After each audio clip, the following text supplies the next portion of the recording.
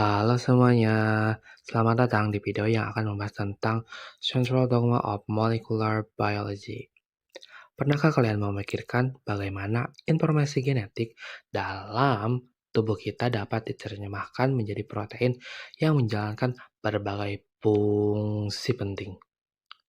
Nah, disinilah Central Dogma ini berperan. Central dogma adalah konsep fundamental yang menjelaskan bagaimana informasi genetik mengalir dalam sel. Secara sederhana, central dogma ini menyatakan bahwa DNA diubah menjadi RNA melalui proses transkripsi. Dan RNA kemudian digunakan untuk membuat protein melalui proses translasi. Konsep ini menjadi dasar bagi pemahaman kita tentang genetika dan biologi molekuler modern. Nah, dalam video kali ini, kita akan membahas tentang setiap tahapan dari central dogma secara rinci, mulai dari replikasi DNA, transkripsi, hingga translasi.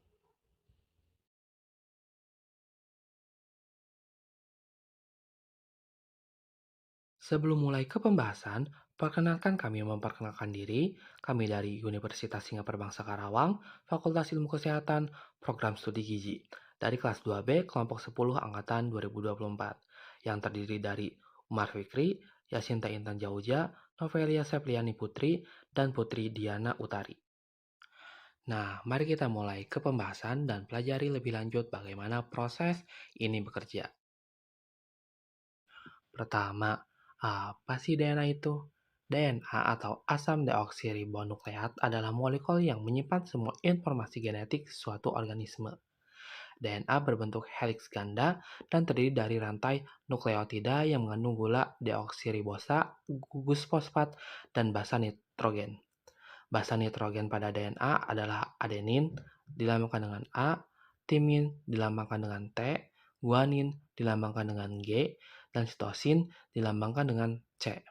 DNA menyimpan informasi genetik yang diperlukan untuk mengatur fungsi sel dan perkembangan organisme.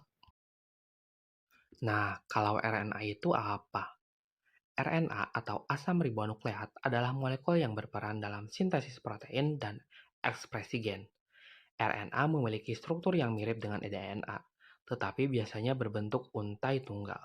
RNA mengandung gula ribosa, gugus fosfat, dan basa nitrogen adenin yang dilambangkan dengan A, urasil yang dilambangkan dengan U, guanin yang dilambangkan oleh G, dan sitosin yang dilambangkan oleh C.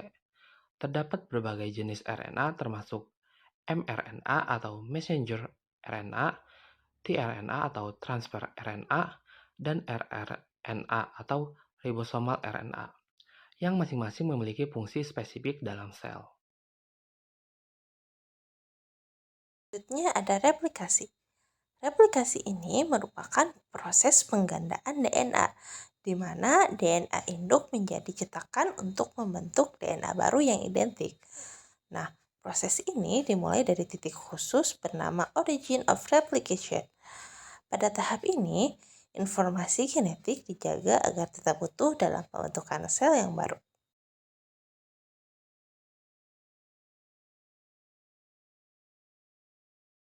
Proses ini sangat penting karena memastikan bahwa setiap sel baru yang terbentuk melalui pembelahan sel, seperti mitosis dan meiosis, memiliki materi genetik yang sama dengan sel induknya. Pada proses replikasi, melibatkan beberapa tahapan, yaitu ada tahapan inisiasi, elongasi, dan terminasi. Pada tahapan inisiasi, proses ini dimulai dengan pembukaan heliks ganda DNA, di mana heliks ganda DNA ini dibuka oleh enzim yang menciptakan dua untai tunggal yang siap digunakan sebagai template.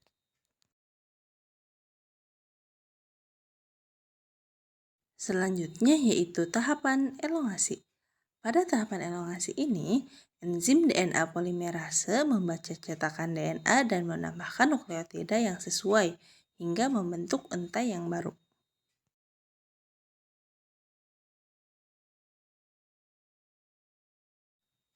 Dan yang terakhir, tahapan terminasi. Tahapan ini menandai bahwa selesainya replikasi. Proses replikasi selesai ketika seluruh DNA telah digandakan. Jadi kedua untai DNA baru kini identik dengan unta yang asli. Berikut merupakan proses pada transkripsi. DNA membutuhkan perantara yaitu RNA untuk dapat membentuk protein. Pada proses pembentukan protein diawali oleh proses DNA ke RNA atau yang umum disebut sebagai transkripsi. Proses transkripsi merupakan proses penyalinan informasi genetik dalam DNA yang kemudian dihasilkan bentuk informasi genetik dengan versi yang lebih kecil yaitu RNA. Kemudian instruksi ini dibaca oleh ribosom pada proses translasi. Seperti yang telah disebutkan bahwa terdapat peran dari DNA dan juga RNA.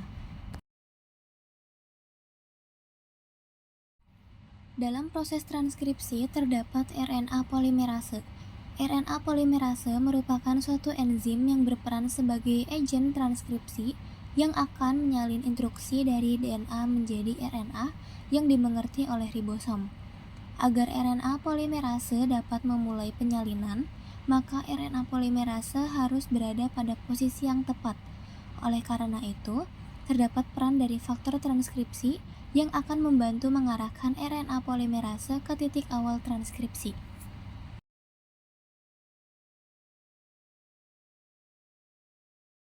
Proses transkripsi ini terjadi pada sel prokariot dan juga sel eukariot. Lalu, apa perbedaan antara keduanya? Pada sel eukariot, proses transkripsi terjadi di dalam ruangan khusus yaitu nukleus.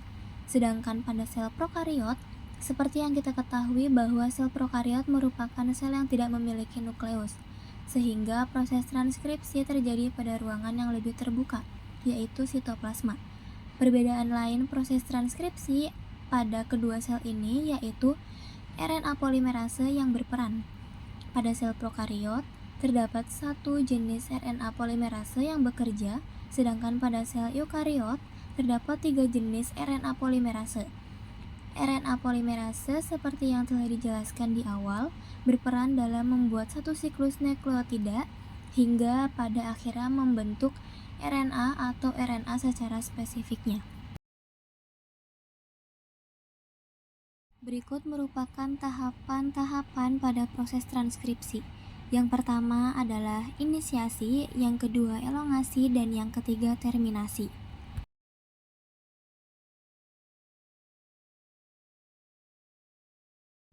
Pada proses inisiasi, RNA polimerase perlu mengetahui di mana tempat untuk memulainya.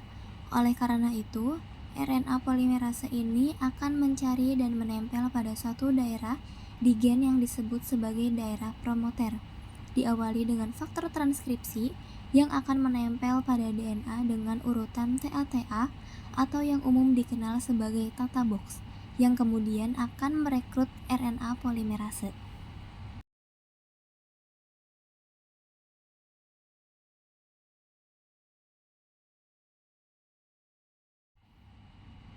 Pada proses elongasi, setelah rantai DNA terbuka, maka RNA polimerase siap untuk membuat RNA yang seurutannya serupa dengan rantai yang disalin. Kemudian RNA tersebut akan berinteraksi dengan rantai DNA yang menjadi cetakannya.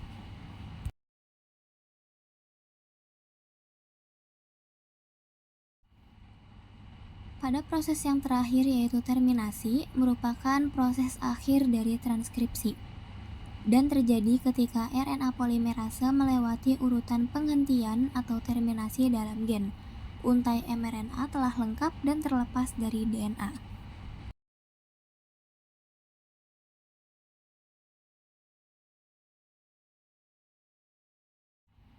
Kemudian, selain melakukan sintesis, RNA polimerase juga akan memastikan bahwa produk RNA yang dihasilkan harus benar urutannya, sehingga siap ditranslasikan oleh ribosom.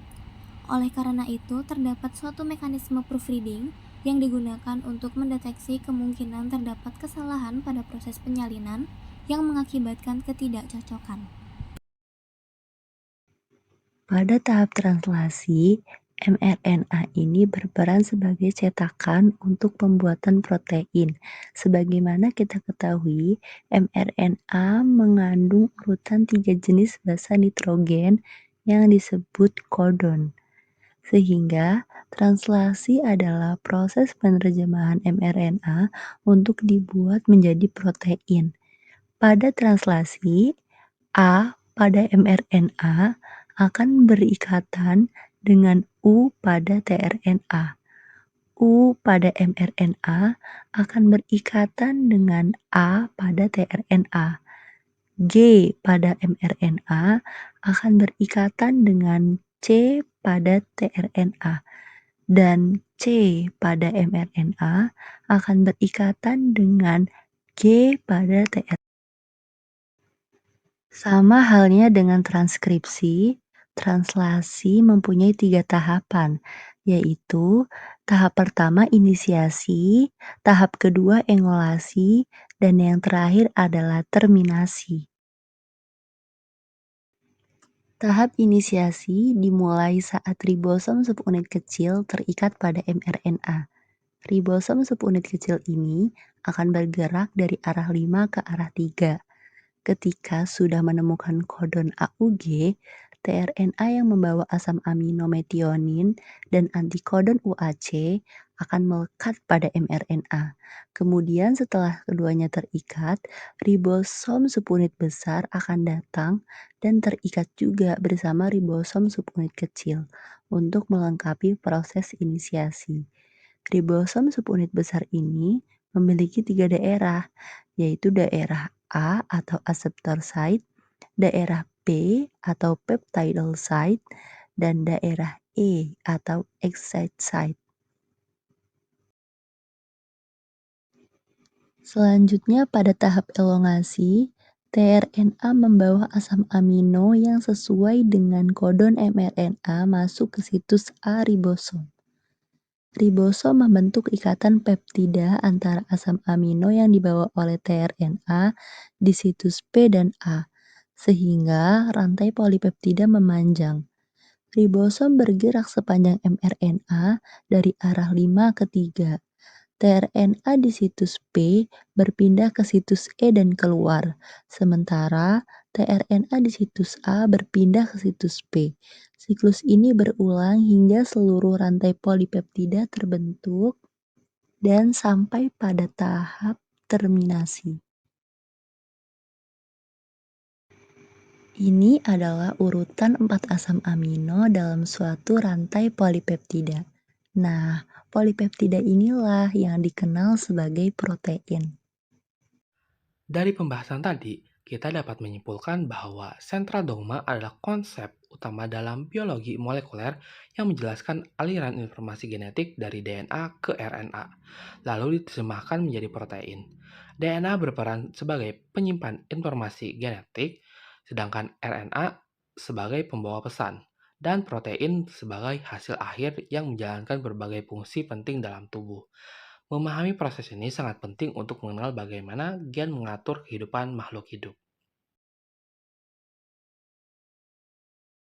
Terima kasih sudah menyaksikan video kami. Semoga penjelasan tentang central dogma ini bisa membantu kalian memahami dasar-dasar genetika dan biologi molekuler dengan lebih baik.